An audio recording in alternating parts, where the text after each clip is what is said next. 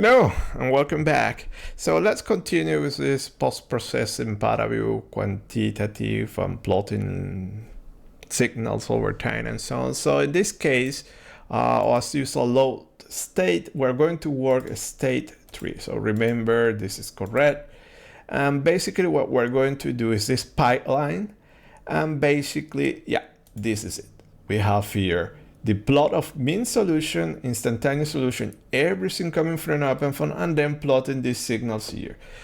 Okay, so here you have the pipeline, so you can reproduce it, and that's it. I stop the video, but if you want to follow what I'm going to say, just keep tuned, okay, stay with us. So let's reset here, reset, okay, and let's reproduce this timeline, or this state. So let me open the case. Remember, it's always the composed case. And there you go. So what I want to do now, as usual, I would like to, okay, we want to, yeah, like in the previous now I mentioned us, we plot in that point, exactly the same point. Let's give a touch of class, a sphere, it is in 5. Let me put it there. And I don't see it because I need to move it here to 1 probably. And there you go. Okay, so now I'm keeping the whole internal mesh. I don't want to extract the filters here as within the previous video. It's up to you. And well, another touch of class here, green. And from here now, let's do here. Let me split like this, and let me split like this. So here I want render view, and I want this, and here I want to plot instantaneous velocity, and here I would like to plot the mean velocity computed in OpenFOAM. That statistics can be also computed in paraview. I don't recommend it to you do it, but you can do it. There is a specific filter for temporal statistics and so on. And here, let's plot now. We're going to do, okay, let me do here. Let me put here. Also, let me do link cameras. Link is this, and now the cameras are linked. Okay, and to be consistent, same color. White didn't change. Okay. Okay, probably needs, yeah, I didn't select that. It wasn't the active, now it is active. There you go. And here I want to plot the signals over time. So you can access here, or remember also filters, and you can plot data. There you have the search, okay. And I don't want the statistics, apply. I choose, okay, and there you go. So you have everything there, and now I only want velocity. I want the magnitude, okay. You mean magnitude, and show me also the instantaneous one. What would be this one? U magnitude. And there you go. You have your two quantities, filters, alphabetical, annotate time filter, and there you go. You have your times. You want your time, and you play. The green bar represents now your current time, and this is it.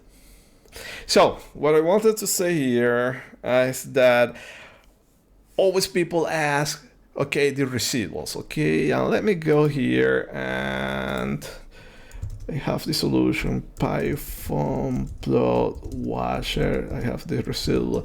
These residuals, they are not an indication of your final solution. They are telling you something, but do not rely on the residuals because they can be very misleading. And we're going to see here. So continuity, and this is here. So people always wants to see these residuals going down now to 0, 10 to the minus 6, whatever. And to stress, what you see here are initial residuals. Remember, this is an iterative method. And in this case, they are not going to go down to 10 to the minus 6 because look at that, your solution, it is true and steady. So initial residual, it is an iterative method, so time step 2 depends on time step 1, and if the solution is too different, that's why they stay high. So if you look at this, people always say, okay, my solution is divergent. Now, this is perfectly fine, you see it here. Instead, better control integral quantity. So you already saw in previous videos the force, the behavior, and to show you here also, let me open here. So new plot, and it's grids, and I think it's grid 0, and it will be plot all. See that now these are your actual convergence. So you can say that it's a periodic solution. You can say that probably after 60 seconds you have reached a periodic state, and you can stop your solution and compute your average after 60, or probably after 100 for 150. I didn't need to go up to 250, but you know, on steady solutions, you need to let it run a long time to see if you have some other instabilities that are triggering after. So that's it. But be very careful. Know your residuals. They are not final indication of your convergence. They are telling you something. They have a narrative, but it is not the correct one to judge your solution.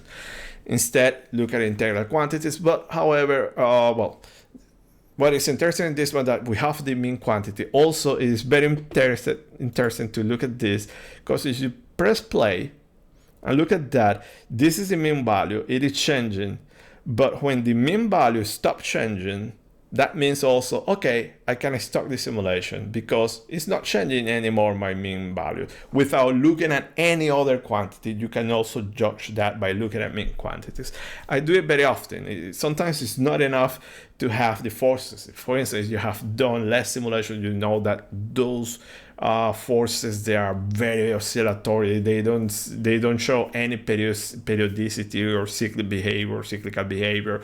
So if you look at the average solution, you see that since state pretty much don't change, that is a good indication. That we see here already is not changing. State instantaneous value, well, there you go. And yeah, this is what I wanted to show you here. Okay, and that's it. Okay, so now let's move to another video. So see you next time. Bye.